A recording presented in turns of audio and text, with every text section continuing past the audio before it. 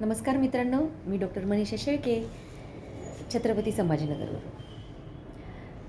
मित्रांनो, आपण मुलांची बुद्धिमत्ता कशी विकसित करायची याबद्दल एक सिरीज चालू केलेली आहे. त्यात 2 व्हिडिओ आपण आधी घेतलेले आहेत. आज आपण तिसरा व्हिडिओ बघूया. त्यातील तिसरा पार्ट, मुलांच्या मेंदूचा संपूर्ण विकास. तर मुलांच्या मेंदूचा संपूर्ण विकास कसा करायचा, तर या संदर्भात आज काही आपण मुद्दे बघूयात. मुलांच्या बुद्धिमत्तेचा विकास करायचा म्हणजे आपल्या मुलाने त्याच्या मेंदूचा क्षमतेचा वापर करायला हवा. प्रत्येकाकडे प्रखर बुद्धिमत्ता असते, फक्त त्याचा वापर कसा करायचा हे मुलांना न कळल्यामुळे ती गोंधळून जातात.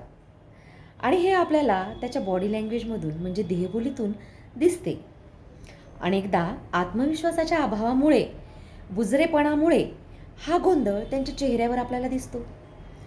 मुलांची बुद्धिमत्ता कशी काम करते हे जाणण्यासाठी आपल्याला त्याच्या मेंदूच्या कार्याची माहिती असणे आवश्यक आहे.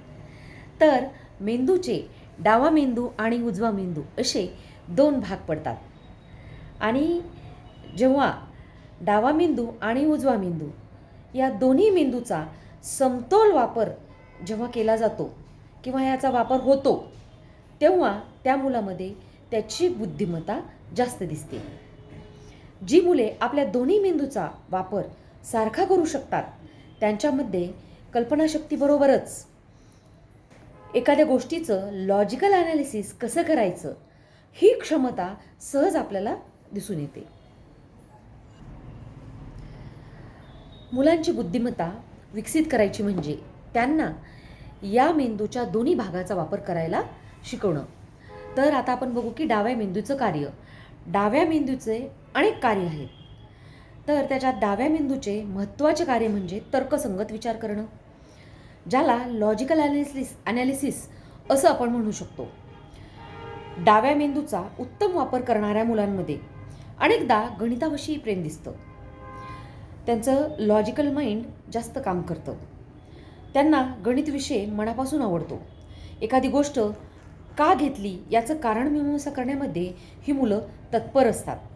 पटकन त्यांच्या मागचं कारण शोधण्यामागं ही मुलं तत्पर असतात. पण अशा मुलांना अनेकदा रस्ते लक्षात राहत नाहीत. अनेकदा चित्रकलेमध्ये त्या मुलांची आवड इतरांपेक्षा कमी असते. अशा कित्येक मुलांमध्ये नवीन काही करण्याचा उत्साह कमी असतो. परंतु या मुलांचा पुस्तकाकडे बघायचा दृष्टिकोन मात्र अतिशय सकारात्मक असतो. नवीन शिकणं त्यांना आवडतं. तर आता आपण बघू की मुलांची तार्किक किंवा लॉजिकल विचारक्षमता कशी वाढवायची. तर आपल्या मुलामध्ये जर लॉजिकल शिकण्याची क्षमता वाढवायची असेल तर आपण एक साधे प्रयोग करायचे. तर लॉजिकल विचार करण्याची क्षमता वाढवायचं म्हणजे त्यांचं आपल्याला व्यवहार ज्ञान वाढतं. त्याच्यामुळं तर काय करायचं की समजा उदाहरणामध्ये आपण छोट्या गोष्टी करू शकतो. मुलांना आपल्यासोबत भाजीपाला विकत घेण्यासाठी घेऊन जायचं आणि मग त्यावेळेस आपण कोणत्या भाज्या घेतल्या, त्याचा भाव काय होता, किती क्वांटिटी घेतली, हे सगळं तू लक्षात ठेव, मी घरी गेल्यानंतर तुला विचारणार आहे, असं त्यांना सांगायचं. मग जेव्हा ते एका ध्येयापोटी त्यांना आपण एक ध्येय दिले, मग त्या ध्येयापोटी त्यांची विचाराची दिशा चालू होते. मला हे लक्षात ठेवायला हवं हे त्यांना कळतं. मग त्यांचे भाव कळणं, माप कळणं हे तर झालंच, पण व्यवहार कसा होतो हे देखील त्यांना आपोआप समजायला लागतं. आणि मग खऱ्या अर्थाने इथे डाव्या मेंदूचा विकास व्हायला सुरुवात होते. जेव्हा आपण आपल्या बरोबरच्या व्यवहारात मुलांना सामील करून घेतो, तेव्हा त्यांचा डावा मेंदू प्रखर कार्यक्षमतेने काम करतो. तर आजच्या जगामध्ये याच व्यवहार ज्ञानाची अत्यंत गरज असते.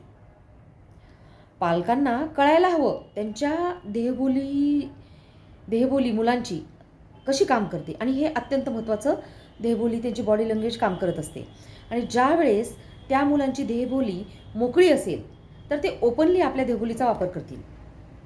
मग याचाच अर्थ ज्या मुलांमध्ये आत्मविश्वास आहे, विश्वास आहे आणि ज्या मुलांमध्ये आत्मविश्वास असतो त्याच मुलांना त्यांच्या क्षमतेचा वापर करता येतो. बुद्धिमत्ता आणखीन जास्त त्यांना यूज करता येते.